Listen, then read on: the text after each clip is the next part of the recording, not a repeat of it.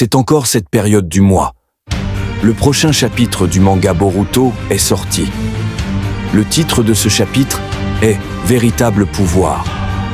Dans le chapitre du mois dernier, nous avons obtenu plus de détails sur le retour de Kurama et sur le fait qu'il est maintenant à l'intérieur de Himawari. Nous avons appris que non seulement Himawari est une Jinchuriki, mais qu'elle est considérée comme la Jinchuriki la plus compatible que Kurama ait jamais eue. Et avec la mort apparente d'Inajin, Himawari s'est libéré de l'arbre qui la retenait et se dirige vers Jura avec les marques sur le visage que Naruto avait, mais avec les cheveux de Méduse de Kushina, ce qui, je pense, est un magnifique hommage à la grand-mère d'Himawari. Comme d'habitude, je vais lire ce chapitre à l'aveugle pour en faire l'expérience avec vous. Et maintenant, nous pouvons commencer. Mais avant cela, disons simplement bienvenue sur Shonen Universe. Avant de commencer la vidéo, abonnez-vous à la chaîne et n'oubliez pas de liker la vidéo. Le chapitre commence avec Himawari s'échappant de l'arbre dans lequel elle était capturée et Jura l'observant, se demandant ce qui se passe. Il dit que la plupart de cela peut être attribué au chakra des 9 queues, mais qu'il n'est toujours pas sûr de ce qui se passe. Shikidai et Shosho regardent cela et appellent son nom. Ils remarquent qu'elle marche parfaitement bien sur sa jambe, qui avait été cassée quelques instants plus tôt. Elle s'approche du pic sur lequel Inajin est empalée et pose sa main dessus en levant les yeux vers son ami apparemment décédé. Elle le descend du pic avec ses cheveux et fait circuler son chakra à travers lui en le déposant au sol, soignant sa blessure, car il n'est apparemment pas aussi décédé qu'il n'y paraissait. Shikidai est complètement et totalement choqué par cela. Il est stupéfait, pensant en lui-même que la blessure avait été refermée. Himawari lui dit qu'elle ne peut pas être absolument certaine que la blessure soit complètement ou correctement guérie et qu'il faut l'emmener à l'hôpital. Shikidai lui demande quel est ce pouvoir qu'elle possède et elle dit qu'elle n'en est pas sûre. Tout ce qu'elle sait, c'est que c'est probablement ce que Jura recherche et qu'elle va le confirmer. Shosho lui demande comment elle compte faire cela et Himawari lui répond qu'elle va vaincre Jura, car si elle ne le fait pas, ce sera la fin pour eux tous. Himawari leur dit de s'éloigner de là le plus rapidement possible, car il est évident que Jura n'en a qu'après elle. Shosho ne veut pas, mais Shikidai dit qu'ils doivent le faire. Si ce n'est pas le cas, ils seront pris dans le combat. Ils portent Inajin avec eux, et tout ce qu'ils feront, c'est ralentir Himawari. Shikidai continue de parler, lui disant qu'ils doivent se retirer maintenant pour minimiser les pertes, car cela semble être une bataille qu'ils ne peuvent pas gagner. Jura félicite Shikidai pour son esprit, comprenant enfin le concept, et lui dit qu'il se souviendra de son nom pour la prochaine fois qu'ils se rencontreront. Shosho dit alors qu'elle n'acceptera pas que Himawari combatte Jura seule, mais Himawari dit qu'elle ne le veut pas non plus, mais qu'elle sent qu'elle n'a pas le choix. Le pouvoir qu'elle possède vient avec une responsabilité qu'elle doit assumer, et elle pense que son père et son frère feraient la même chose. Shosho rappelle à Himawari sa promesse qu'ils iraient tous visiter la nouvelle crêperie à son ouverture à Konoha. Je ne peux m'empêcher de les imaginer tous allant ensemble dans un e-hop. Quoi qu'il en soit, Himawari dit qu'elle n'a pas oublié et qu'elle adore les pancakes. Shikidai appelle alors Shosho pour qu'elle le suive. À ce moment, Jura est debout avec elle et parle. Il lui dit qu'il sait qu'ils ne sont pas idiots, mais il ne peut s'empêcher de se demander ce qui semble réduire leur capacité de prise de décision, encore et encore. Il continue en disant que la destruction d'Inajin aurait pu être évitée s'il avait seulement écouté ses avertissements répétés et n'avait pas agi de manière irrationnelle. Jura ajoute ensuite que, même s'il ne comprend toujours pas cela, quoi que ce soit, quelque chose s'est enflammé à l'intérieur d'Himawari, et il se demande si les deux concepts sont liés. Himawari lui ordonne de se taire et lui donne un coup de poing dans les côtes, faisant craquer le sol sous eux. Elle le frappe ensuite une deuxième fois et l'envoie voler en arrière. Ce coup de poing l'envoie voler sur une distance comiquement longue, ne laissant que destruction dans son sillage. Jura s'envole hors des débris et commence à foncer sur elle. Cependant, ses cheveux se hérissent, ce qui attire l'attention de Jura. Elle forme ce qui ressemble à une boule de bijou avec ses cheveux, tandis que Jura réagit en freinant brusquement et en formant apparemment une boule de bijou de son propre fait grâce à son Rinnegan. La densité du chakra dans la boule fait que le sol sous elle se creuse davantage, puis elle la lance vers le haut. Jura tire également la sienne, et les deux décharges se heurtent dans une énorme explosion si grande et bruyante qu'elle est visible de loin. Shikidai regarde en arrière avec inquiétude et étonnement. Himawari, debout, lève les yeux vers Jura, qui lui-même la regarde d'en haut dans les airs. Il semble que les deux soient maintenant plus équilibrés. Jura atterrit et dit qu'il est plutôt surpris qu'elle ait non seulement eu le pouvoir de créer une bombe de bijou, mais aussi le contrôle pour l'utiliser. Il dit que même si cela nécessite l'énergie des 9 queues, il est surprenant de voir à quel point elle a progressé. Il poursuit ensuite en disant qu'autre chose le surprend, mais ne le révèle pas encore alors qu'il attaque directement, lui donnant un coup de tête et la projetant en arrière avant d'utiliser la technique du déplacement instantané pour apparaître au-dessus d'elle et la frapper, écrasant son visage directement dans le sol. Jura révèle ensuite qu'il n'utilisait nulle part près de son plein pouvoir et qu'il veut maintenant le tester sur elle et a décidé de le libérer. Alors qu'Himawari se relève, ils se préparent à continuer leur combat.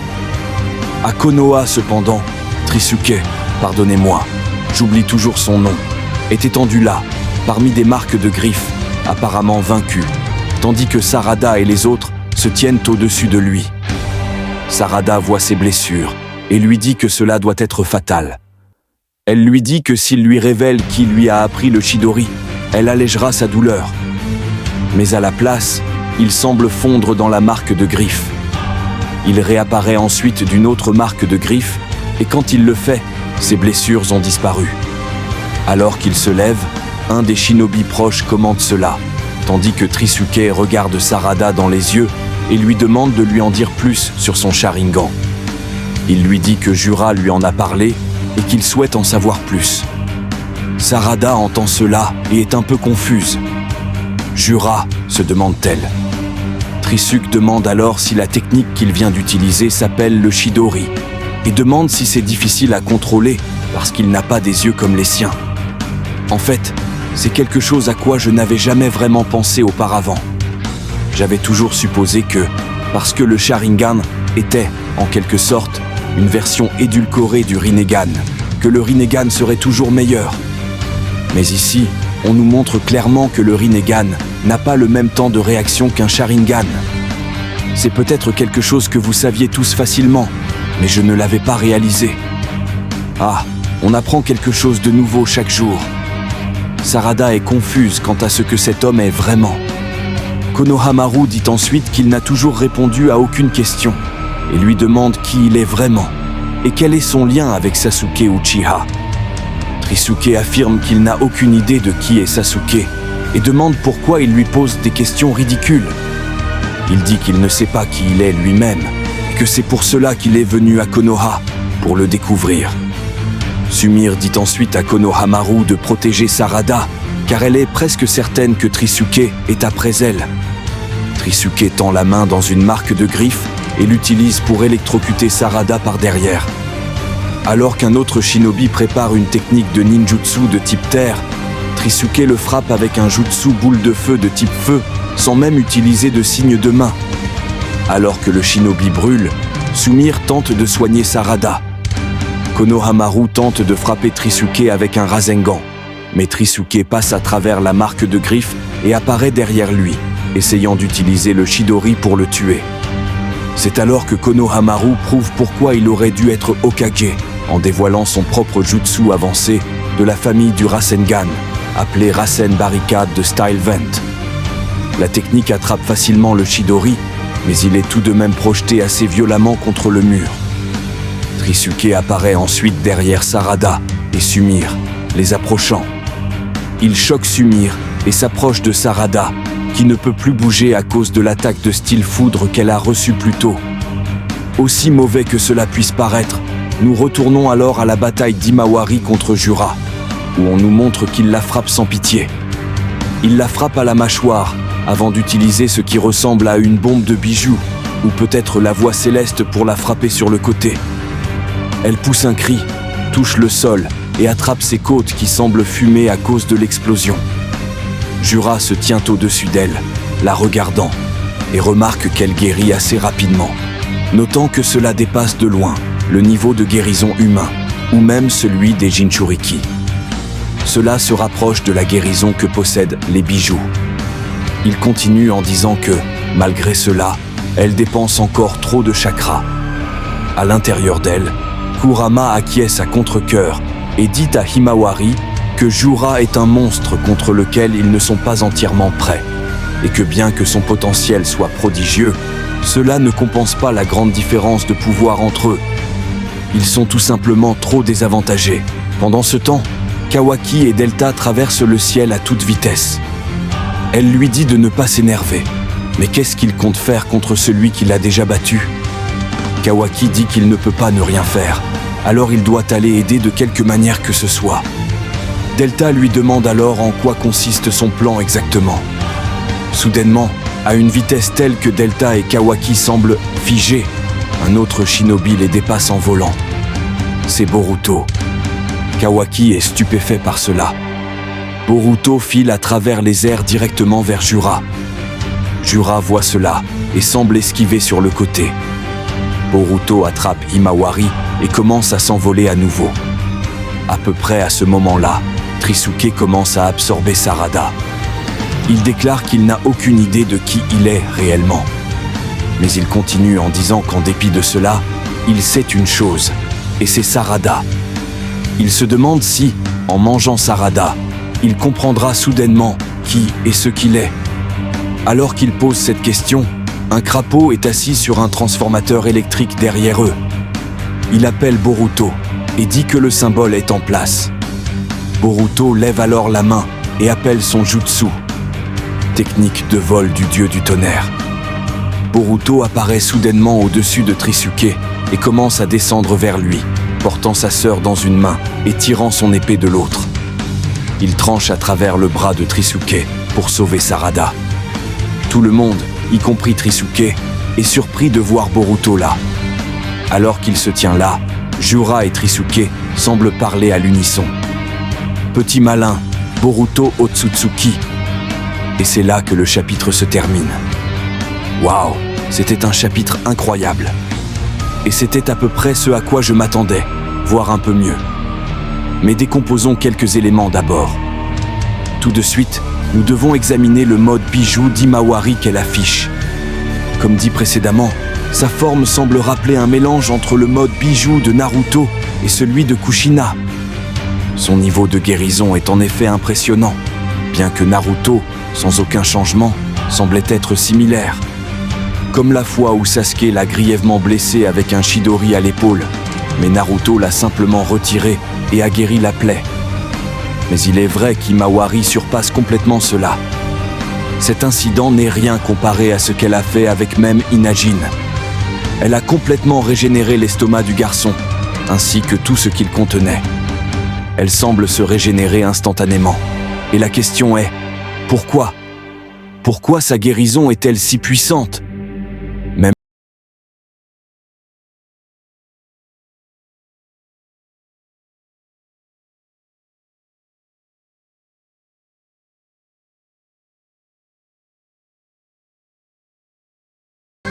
J'ai deux théories à ce sujet que je voudrais proposer. Alors asseyez-vous et écoutez bien, car je ne veux pas le dire deux fois. À moins, bien sûr, que vous ne reveniez un peu en arrière, et là je pourrais le dire autant de fois que vous le voudrez. Quoi qu'il en soit, théorie numéro 1, Himawari a du chakra des 6 voies. Cette théorie est exactement ce qu'elle implique. Vous voyez, normalement, un bijou, à ma connaissance, n'a jamais été montré en train de guérir quoi que ce soit d'autre que son hôte d'origine. Je pourrais me tromper. La question est, pourquoi Himawari a-t-elle le plus grand potentiel? Pourquoi pas Naruto? Pourquoi pas Kushina? Est-ce parce que Naruto s'est mélangé avec le clan Hyuga, connu pour pouvoir contrôler le chakra depuis chaque Tenketsu? C'est une possibilité. Mais il y a autre chose qui distingue vraiment Himawari. c'est qu'elle est la première Jinchuriki de l'histoire à avoir un bijou qui se reconstitue à l'intérieur d'elle. C'est totalement inédit d'avoir un bijou scellé en toi au moment même de sa reconstitution. Alors pourquoi cela s'est-il produit? Naruto a-t-il scellé une partie des 9 queues en elle? S'il l'avait fait, Kurama l'aurait sûrement su. Kurama lui-même ne comprend pas non plus pourquoi cela s'est produit. Son état de Jinchuriki est si inhabituel qu'il brise toutes les normes que chaque personnage connaît, au point que cela confond même chaque bijou. Mais imaginez un instant ceci. Imaginez qu'Himawari n'est pas vraiment ce que nous pensons qu'elle est. Maintenant, si nous réfléchissons, les gènes de Naruto ont toujours été dominants. Toujours.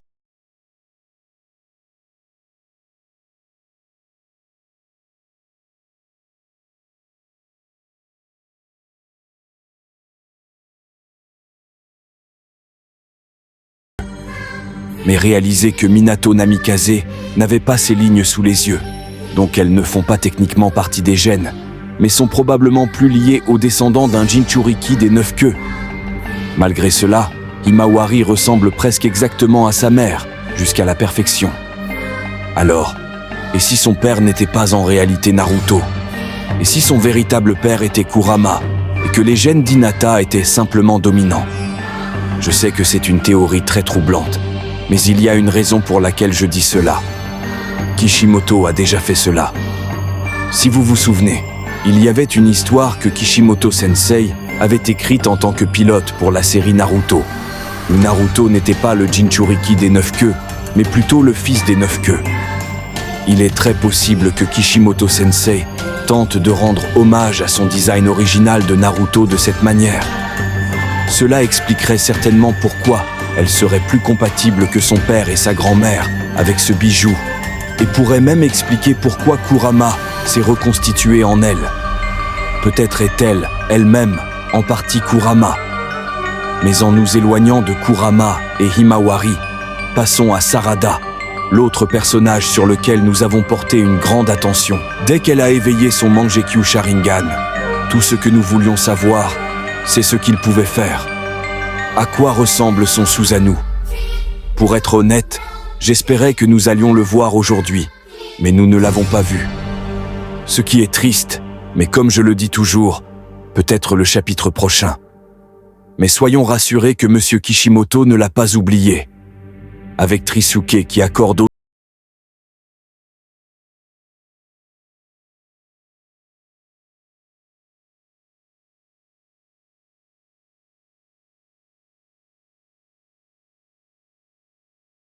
n'a pas le même temps de réaction que le Sharingan. Même le Sharingan de base. Je veux dire, je savais que le Rinnegan de Sasuke possédait des Tomoe, ce qui lui permettait d'accéder à des capacités qu'il avait avec son Sharingan. Mais je ne réalisais pas que cela incluait la photosensibilité avancée de celui-ci. Pour être franc avec vous, cela change vraiment ma perception de la relation entre le Sharingan et le Rinnegan. Étant donné que l'un existe grâce à l'autre, j'avais toujours supposé que le Rinnegan était juste un Sharingan amélioré. Mais apparemment, ce n'est pas le cas. Apparemment, le Sharingan peut faire des choses que même le Rinnegan ne peut pas. En effet, le Rinnegan a plus de pouvoir que le Sharingan, mais le Sharingan peut apparemment voir bien mieux que le Rinnegan n'a jamais pu espérer le faire, car le Sharingan peut apparemment gérer la vision en tunnel que le Rinnegan ne peut pas. Cela place le Mangekyo Sharingan à un niveau supérieur, même au Rinnegan, dans certains aspects. On pourrait penser que, bien que le Rinnegan soit un touche-à-tout, il n'est maître en rien. Le Sharingan, c'est la simplicité et la spécialisation à outrance. Le Sharingan comparé au Rinnegan, c'est comme comparer des joueurs qui utilisent des builds dans Elden Ring à des joueurs qui n'en utilisent pas. Ceux qui n'en utilisent pas ont une vision large et peuvent faire beaucoup de choses, mais ils pourraient ne pas tenir tête à un boss que quelqu'un d'un niveau inférieur avec un build peut affronter. Mais à ce stade, je m'enthousiasme vraiment pour le Sharingan et je l'encense comme un fou. Au final, Boruto a littéralement surpassé Kawaki dans tous les domaines et était assez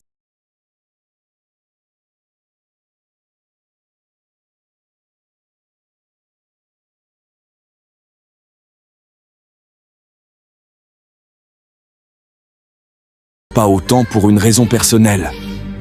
Du moins, c'est comme cela qu'il est écrit. Le plus fort des shinobi de tous les temps, c'est à peu près ce que Boruto est devenu. Et il n'a même pas encore appris à contrôler son sceau de karma. Alors attendez simplement qu'il l'éveille un jour et le maîtrise. Il sera inarrêtable. Mais comme avant, je suis presque certain que Kawaki va s'entraîner plus tard ou obtenir des améliorations d'Amado. Parce qu'il n'y a aucun moyen que cela ne soit pas déséquilibré dans leur bataille finale, à moins que Kawaki ne devienne suffisamment fort pour l'égaler. Et puis, nous avons aussi le Jugan qui arrive, ce qui me rappelle que j'ai vu qu'un databook a récemment nommé le Dojutsu de Kawaki le Kokugan. Voilà une petite info sortie de ma poche. Et juste parce que je pense que je ne devrais pas l'ignorer, donnons tous une salve d'applaudissements dans les commentaires pour Konohamaru, qui a enfin réussi à obtenir une variante avancée du Rasengan. Comme Naruto, il a ajouté le style du vent, mais cette fois, au lieu d'en faire une technique ultra offensive de découpe, il a créé une technique complètement et totalement défensive. C'est quand même une chose cool qu'il a faite, et peut-être que c'est un signe qu'il a encore développé le Rasengan. Peut-être qu'il en développera un nouveau, ou même qu'il apprendra à copier l'Uzuhiko de Boruto. Mais quoi qu'il en soit, c'est ce que j'ai pensé du chapitre. Mais qu'avez-vous pensé du chapitre? L'avez-vous apprécié? Quelles sont vos théories sur la raison pour laquelle Himawari est si différente de Naruto et Kushina, et de littéralement tous les Jinchuriki que nous avons jamais vus? Faites-le nous savoir dans les commentaires ci-dessous, et n'oubliez pas de liker, de vous abonner, et d'activer la cloche. Voici quelques autres vidéos pour vous divertir. À la prochaine. Peace out.